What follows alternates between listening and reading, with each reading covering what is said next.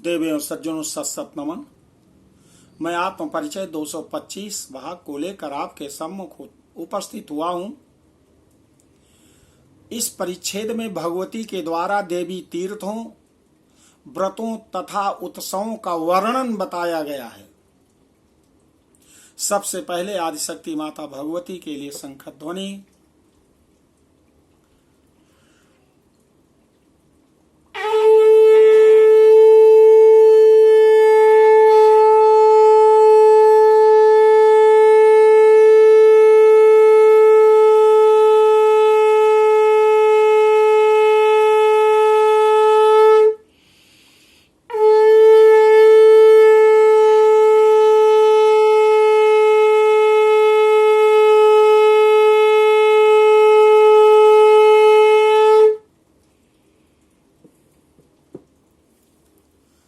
हिमालय राज कहते हैं कि हे माँ, इस पृथ्वी तल पर कौन कौन से पवित्र मुख्य दर्शनीय तथा आप भगवती के लिए अत्यंत प्रिय स्थान हैं।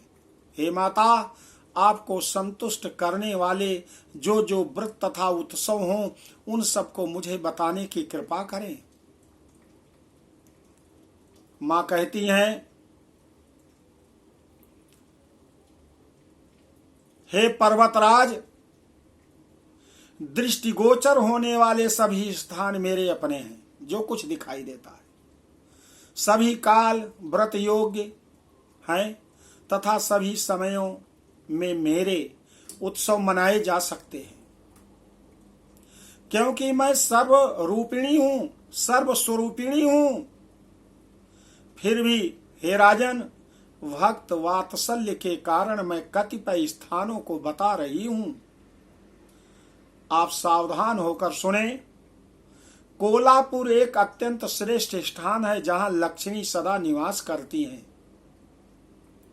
मातृपुर दूसरा परम स्थान है जहां भगवती रेणुका विराजमान है। तीसरा स्थान तुलजापुर है। इसी प्रकार सप्तशृंग भी एक स्थान है। हिंगुला, ज्वालामुखी, शाकांभरी, भ्रामरी, रक्तदंतिका और दुर्गा, इन देवियों के उत्तम स्थान इन्हीं के नामों से विख्यात हैं। भगवती विंध्यवासिनी का नाम विंध्याचल पर्वत पर सर्वोत्कृष्ट है।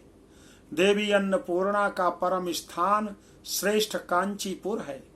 भगवती भीमा, विमला, श्री चंद्रला और कौशिकी के महास्थान इन्हीं के नामों से प्रसिद्ध हैं। भगवती नीलांबा का परम स्थान नील पर्वत के शिखर पर है और देवी जाम्बून देशेश्वरी का पवित्र स्थान श्रीनगर में है।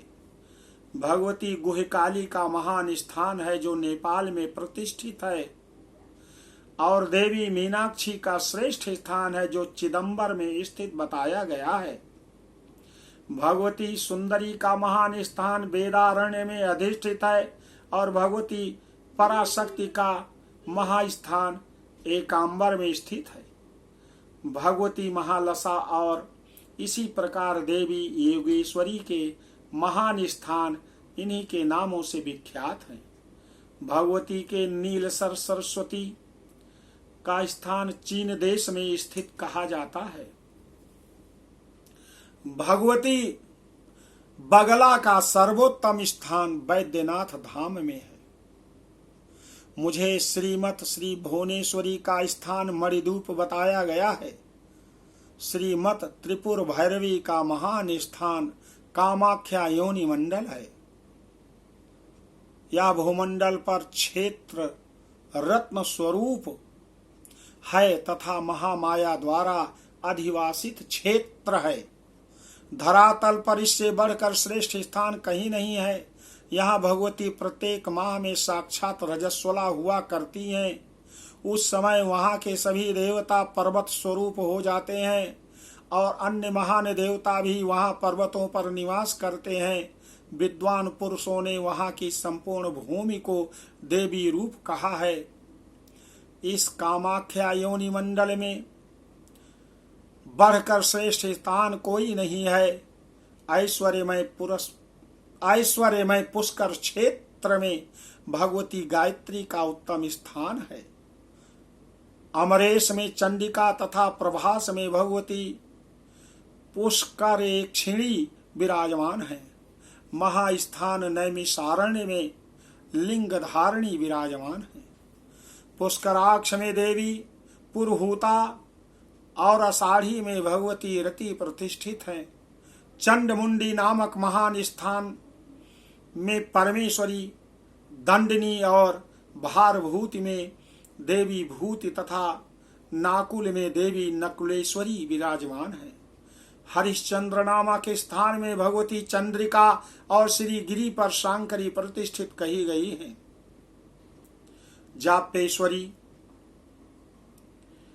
स्थान में त्रिशूला और अम्रात केश्वर में देवी सूक्ष्म है। महाकाल क्षेत्र में शांकरी, मध्यम नामक स्थान में सर्वाणी और केदार नामक महान क्षेत्र में भगवती मार्गदायिनी अधिष्ठित हैं। भैरव नामक स्थान में भगवती भैरवी और गया में भगवती मंगला प्रतिष्ठित कही गई है। कुरुक्षेत्र में देवी स्थाणु प्रिया और नाकुल में भगवती स्वयंभुवी का स्थान है।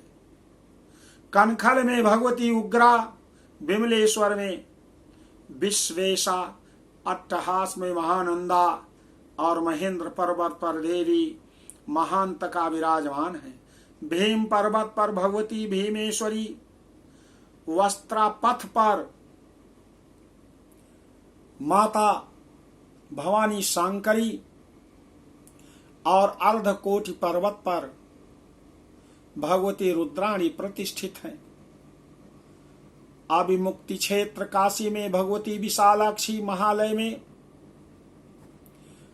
महाभागा, गोकर्ण में भद्रकाली,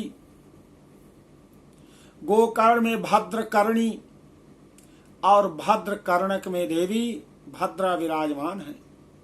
सुवर्णाक्ष नामक स्थान में भगवती उत्पलाक्षी, स्थाणु संज्ञक स्थान में देवी स्थाणवीसा, कमलालय में कमला, छगलंडक में प्रचंडा, कुरंडल में त्रिसंध्या, माकोट में मुक्तेश्वरी, मंडलेश में शांडकी और कालांजर में पर्वत पर काली प्रतिष्ठित है। शंकुकर्ण पर्वत पर भगवती ध्वनि विराजमान बताई गई हैं। स्थूल केश्वर पर भगवती स्थूला हैं। परमेश्वरी हृदलेखा ज्ञानियों के हृदय कमल में विराजमान रहती है। बताए गए स्थान देवी के लिए अत्यंत प्रिय हैं।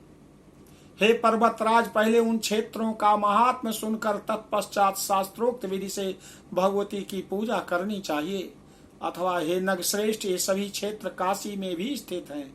इसलिए देवी की भक्ति में तत्पर रहने वाले मनुष्य को निरंतर वहां रहना चाहिए। वहां रहकर उन स्थानों का दर्शन, भगवती के मंत्रों का निरंतर जप और उनके चरण कमल का नित्य ध्यान करने वाला मनुष्य भव बंधन से मुक्त हो जाता है। हे नग, जो मनुष्य प्रातः काल उठकर भगवती के नामों का पाठ करता है, उसके समस्त पाप उसी क्षण दूर हो जाते हैं। जो व्यक्ति श्राद्ध के समय ब्राह्मणों के समक्ष इन पवित्र नामों का पाठ करता है, उसके सभी पितर मुक्त होकर परम गति को प्राप्त हो जाते हैं। हे सुव्रत, अब मैं देवी के व्रतों के विषय में आपको बता रहा हूँ। सभी स्त्रियों और पुरुषों को ये व्रत प्रयत्न पूर्वक करना चाहिए। व्रतों में जो तृतीया के व्रत हैं, वह अनंत तृतीया, रस कल्याणिनी और आर्द्रानंद कर नाम से प्रसिद्ध है। शुक्रवार को कृष्ण चतुर्दशी तथा भौमवार को देवी का व्रत किया जाता है। प्रदोष भी देवी का व्रत है। उस दिन देवाधिदेव भगवान शिव तथा सायंकाल के समय देवी पार्वती को कुशासन पर विराजमान करके उनके समक्ष देवताओं के साथ नृत्य करते हैं। उस दिन उपवास करके सायंकाल के प्रदोष में भगवती शिवा की पूजा करनी चाहिए। देवी को विशेष रूप से संतुष्ट करने वाला यह प्रदोष व्रत प्रत्येक पक्ष में करना चाहिए। हे पर्वतराज, सोमवार का व्रत मुझे अत्यधिक संतुष्ट करने वाला होता है। इस व्रत में भी उपवास करके भगवती की पूजा कर रात में भोजन करना चाहिए। इसी प्रकार चैत्र और आश्विन महीनों में दोनों नवरात्र मेरे लिए अत्यंत प्रियकर हैं। हे विभो, इसी प्रकार और नित्य तथा नैमित्तिक व्रत हैं जो मनुष्य राग द्वेष से रहित होकर मेरी प्रसन्नता के लिए इन व्रतों का पालन करता है, वह मेरा सायुज्य पद प्राप्त कर लेता है, वह मेरा भक्त कहलाता है और मुझे अति प्रिय है। हे विभो, व्रतों के अवसर पर झूला सजाकर उत्सव मनाने चाहिए। मेरा शयनोत्सव, जागरणोत्सव, रथोत्सव और दमनोत्सव आयोजित करना चाहिए। श्रवण महीने में, सावन के महीने में होने वाला पवित्रोत्सव भी मेरे लिए प्रीतिकारक होता है। मेरे भक्त को चाहिए कि वह इसी तरह से अन्य महोत्सवों का भी पालन करें, उसको मनाएं। उन अवसरों पर मेरे भक्तों, सुवासिनी स्त्रियों, कुमारी कन्याओं और बटकों को मेरा ही स्वरूप समझकर उनमें मन स्थिर करके उन्हें प्रेम पूर्वक भोजन कराना चाहिए। साथ ही धन की कृपणता से रहित होकर पुष्प आदि से इनकी पूजा भी करनी चाहिए।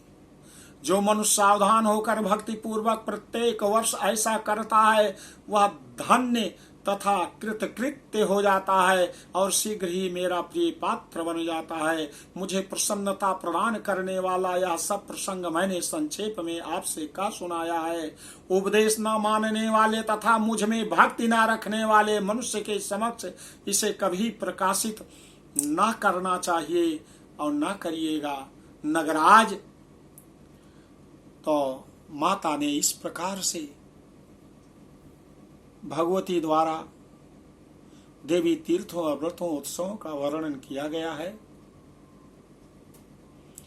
इसे जरूर करें यथाशक्ति और माता की कृपा प्राप्त करें। बोलो आदि शक्ति माता भगवती की जय।